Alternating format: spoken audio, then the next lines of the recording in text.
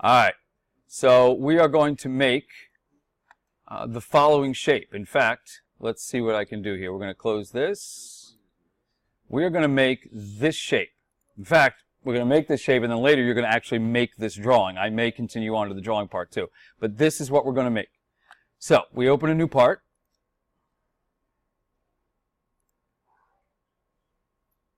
So the key to this thing is that it has basically, you don't really see them real well, but you see there are 4 little circles. Here, here, here, here. And basically, we want to find a way to position those so that the 2 centers are this far apart, 3 inches apart. And then likewise here.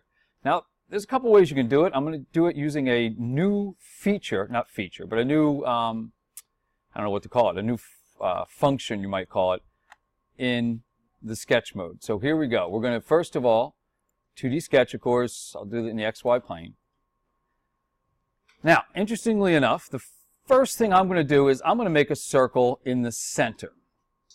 Now let's see. I got to make sure I get this circle to be the correct size. I got to try to remember this, but we'll figure it out. So start with a circle, but I'm going to go over here and I'm going to click this thing here, which is the construction feature. That means, that means that when I make this circle, it will not actually be something that I could extrude. I think it's 2 inches. Let's make a 2-inch circle. Notice it's dotted. That means I can't extrude it later. It doesn't really, it's not useful for anything except it kind of like marks a spot.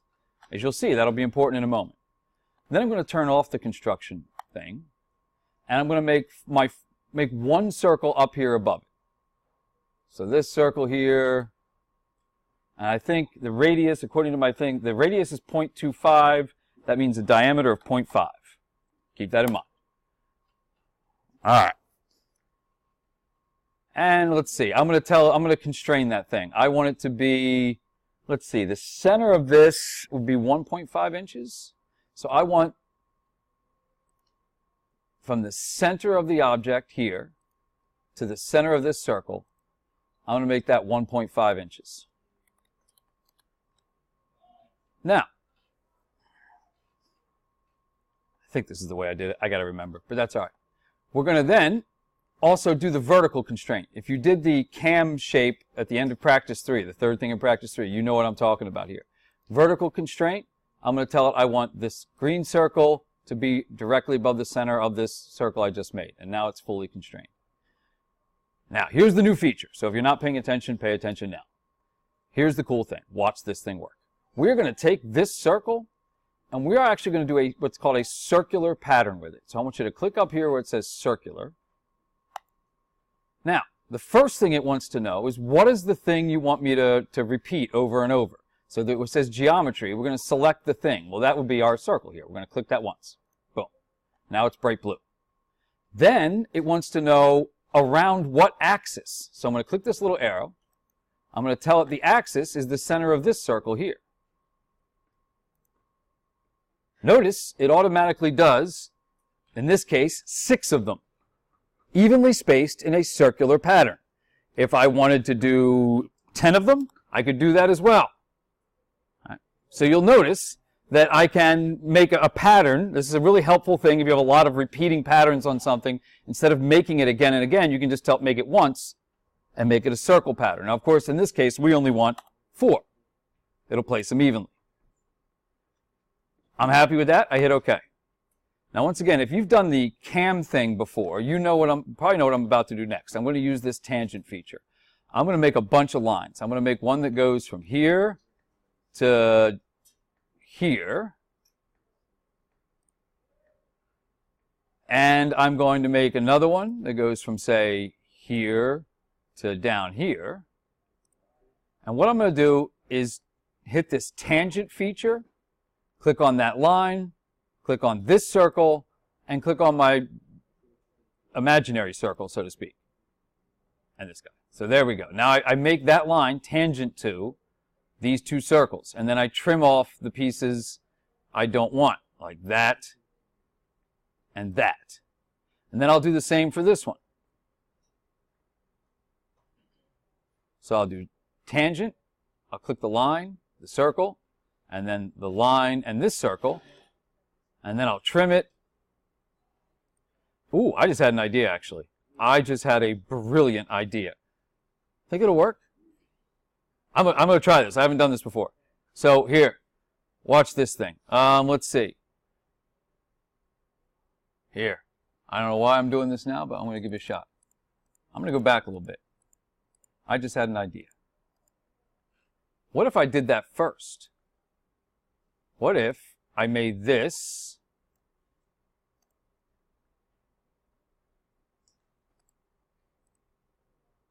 here? You'll see what I mean. Watch. Watch how genius I think I just made. What if I do this? What if I make that entire thing, trim it up? Boom. Boom. We're going to find out. I'm going to go line. Here. Tangent. I didn't do the line. Come on now. There we go. Tangent. Here. And here. Trim it. And then, well, I got to zoom in on here. There's a little piece that's got to go here. Boom. And down here. Now, let's try that circular thing again, shall we? If I go and do that now, circular function, geometry. Now I want it to do not only this circle, but also these two lines as well. I think I might have thought of something awesome here. Then if I click that, and I tell it around this axis, whoa! I know, I'm excited. All right, hold on. This is so cool. All right, boom. Look, I think I just did that. So why not do it for all? So now all I'm going to do is trim these little pieces that stick out here. So let's see, trim. Oh, is it not going to let me trim those? Look at that. It's not going to let me trim. Okay, so we found a little flaw in my evil plan. Right? It's not letting me trim these little pieces because it was part of that. I'm thinking on it. Hold on, I'm thinking. I don't have an answer yet. I'm still thinking. Let's see if it'll let us extrude it anyway, shall we? Let's see what. No, I know it won't let me do that either. So when I did it the other way, it wouldn't let me trim those either. So I don't know why, but here's what I think. I still think I might be able to extrude it. So, by the way, if you're watching this screencast, I'm doing this during 6th period. They're talking while I do it. So let's see. Let's try extruding and see what it'll let me extrude. Well, it'll let me extrude the circles. But it's not letting me extrude the inside because because of these lines that are here. Oh, darn it. I had a really good idea, too.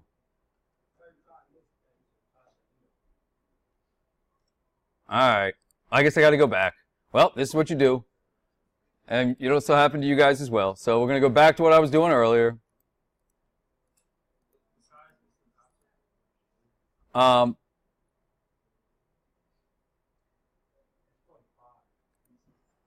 top circle is 0.5 in diameter. All right, so I got to do my circular pattern on just this. Apparently, I'm pretty sure there's a way I could work around this, but I'll just go back to what I was doing before. I was a little excited there. I'm not gonna lie. All right, 4.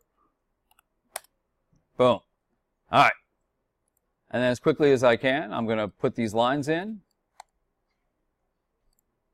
I want to do that.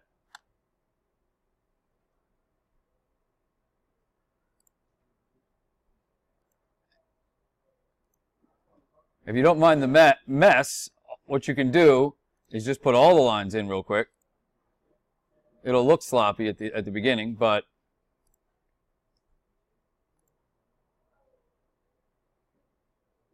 down in here somewhere.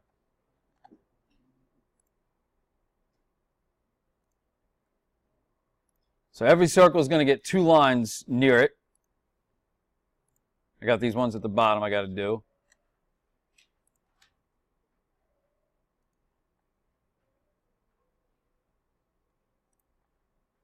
All right, and then every one of those lines has the following things done to it. We do tangent between the line and both circles, so this line and that circle. I'll go around and make all of them tangent where they belong.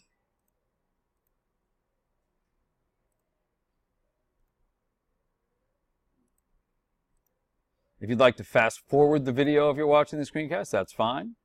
If you're stuck in class watching this, just too bad. You can always work on something else. Let's see, this one goes, we'll do this one. Here, here, here, here, here, here, here, here, here, here, here, here. Now they're all tangent. Now go and trim and clean this thing up a little bit. Gone, gone, gone, gone. Make sure I trim up parts that yep, now, there we go. So just go around cleaning up everything, but don't clean up the parts that you still want. Don't want that. It might be easier visually to do this one at a time, I think, or one pair of lines at a time, because it can get confusing quickly as to what you're trying to get rid of.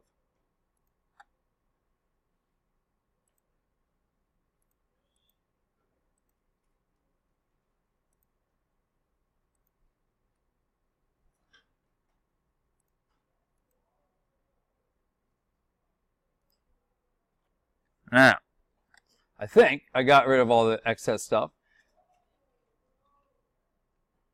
It'll also let me get rid of these overlapping lines now, unlike when I was doing it before. So I can get rid of this, this, this. I did something I don't think I wanted to do. Well, anyway, this, that, and just go to where they... All right, something just happened. Let's try that again. This is when you should zoom in. So if you're old like me and you don't have good eyes, you should really zoom in to make sure you don't click on the wrong thing. There we go. All right. It won't let me get rid of these circles, but that's okay. Not a big deal. We'll finish the sketch. We will extrude these. Right click, extrude. We'll select all 4 circles and the center part. It's just extruded to 1 inch, so we're good. We hit OK, and our shape is made. So we're using the new thing there was the circular function.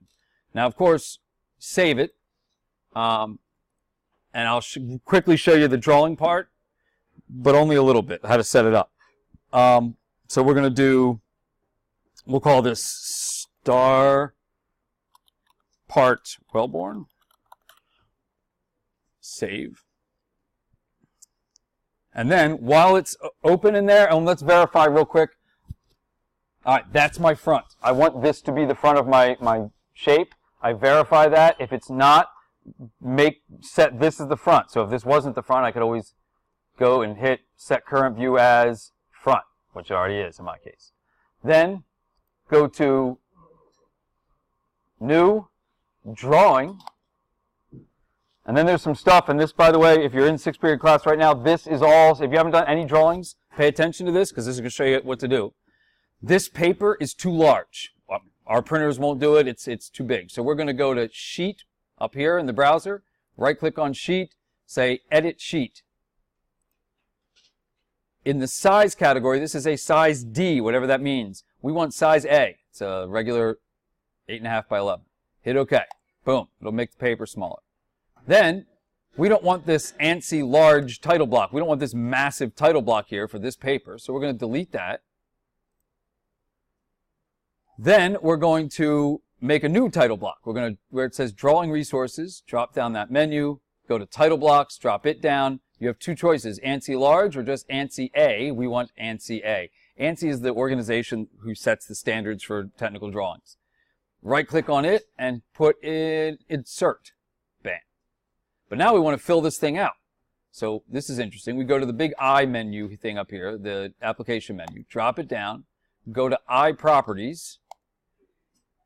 Go to Summary and fill it all in. So the title is Star, well in this case if you're doing it, it's probably going to be Drawing Practice 3.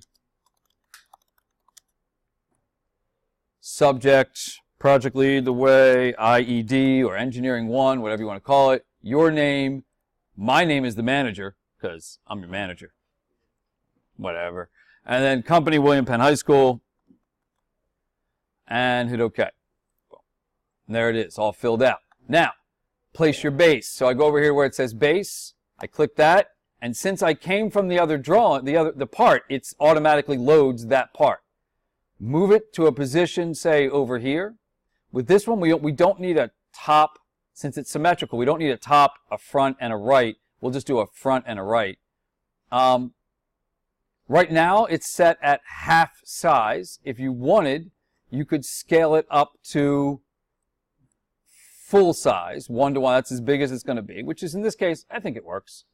Now, notice, if I don't do it, if I move my mouse over here, there's this little green dotted box. What that means is, if I move over to the right and I click, it'll give me the right view.